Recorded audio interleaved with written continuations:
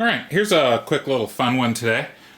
I have to admit, if you follow me, you know that I am greatly concerned with aesthetics.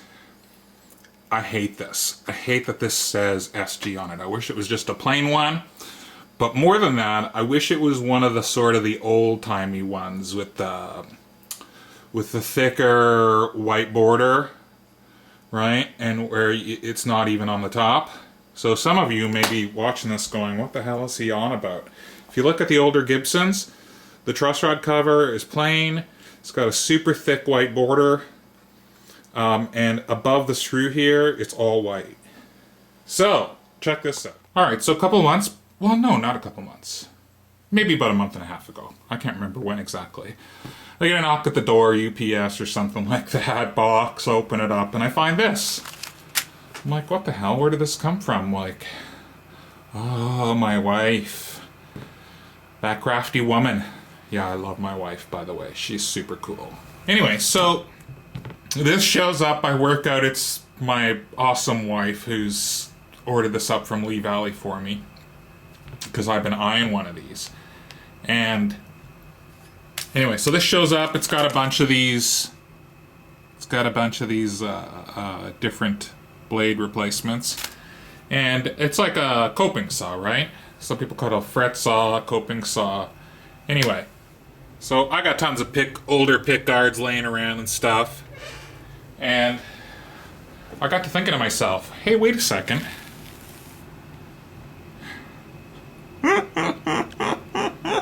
So I got this old Squire pick guard, and I cut it out using this. I looked up some videos on how to use this thing. It's actually a lot harder than it looks. I had a few goes at this on some other material. I did some, I cut out, oh that's right. I tried to cut the Gibson logo out of this aluminum plate. That snapped in half. What else did I do? Oh, I did this out of plastic. So I was just practicing, so I was just trying to cut out shapes. But anyway, so I finally got around to this. And then I remembered, oh wait a second. I have, the guy who we ended up selling that Les Paul to didn't want this. So I traced this, I just used this original shape. And I traced it onto this pick guard. And I cut it out. And then I spray painted it black. And it's not perfect, as you can clearly see there. So I might have another go at creating another one. But this is pretty close so far. This is only really my first go at this.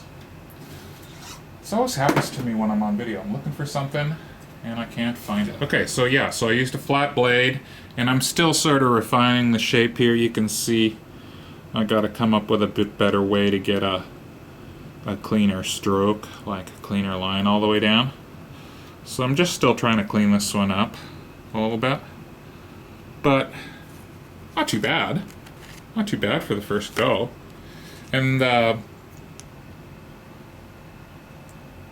know what I mean?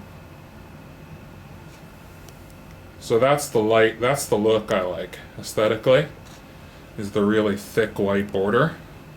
And I can't remember, I have to look it up, but you can see like my hole's a little off there. It's a little askew in a couple of places. Right here is a bit fatter than over here. I gotta bring that in a bit. But anyway, so no, it's not perfect, but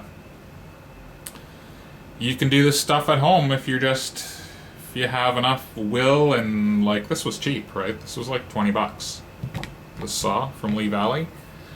And I don't know how much she paid for this, but this was an extra few bucks. Like, I don't know, maybe another 20 bucks. So the whole thing was like 40 bucks. But there's tons of uses for that. And of course, if you want to cut out little parts, cut yourself out little parts, actually. It's Ken Boudreau who's gotten me on this kick of thinking about how to do this stuff at home, because he makes such nice stuff. And I'm always like, I always want these little parts, and it always irritates me that I have to pay so much money to get my hands on these parts when I know I can make them. If I teach myself how to like work some of this stuff out at home, that you can come up with a part that, like, I'm gonna have to try and sand that down to get a little bit of that off.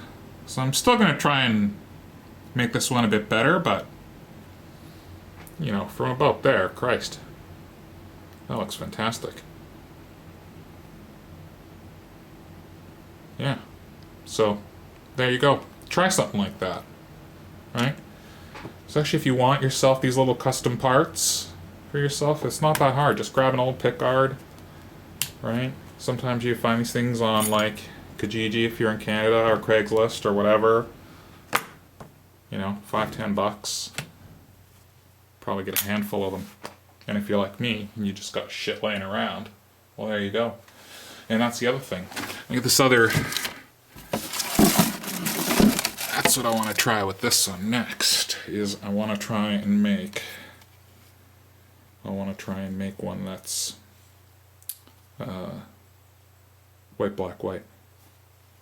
So, like, look at that. This is a pickguard that will not fit a fender. This is for that old knockoff piece of shit. But it's still 3-ply pickguard, right? Like, it's still 3-ply pickguard material. So it's totally, like, there's tons of that that's still totally usable to cut out little custom parts like that. So I still have, like, even this. If I want to have another go at it, I'll just have another go at it. Right? Just cut out another one and have another try. And every time you do something, right, practice makes perfect. But for my first go at this, not too bad. Like, I've never ever used one of these saws before. Never. This is a lot harder than it looks. So have a few practice goes before you try making a finished final part. Sadly, I couldn't find a lot of videos on good techniques for using this, but I have found that just if I can give you only one tip, is that it's a pushing motion. Like, for me, that's what ended up working best. You gotta have really good control over this, but it ends up being like a circular motion where you're only cutting on the downstroke. Then you're coming back, and then cut on the downstroke, and then cut on the downstroke, and then you can get a bit of a rhythm going, and you can keep your piece turned around. But anyway, give that a whirl. I just wanted to put this up as a quick video. If any of you would like to see a video of something like that being made, leave a comment in the comment section and I'll make another one, or I'll make something else. Alright, so just so that there's a little bit of satisfaction to the end of this video, I thought I'd show you, because I'm really curious to see what this is going to look like myself. My arm is probably right in the fucking way of that shot, isn't it?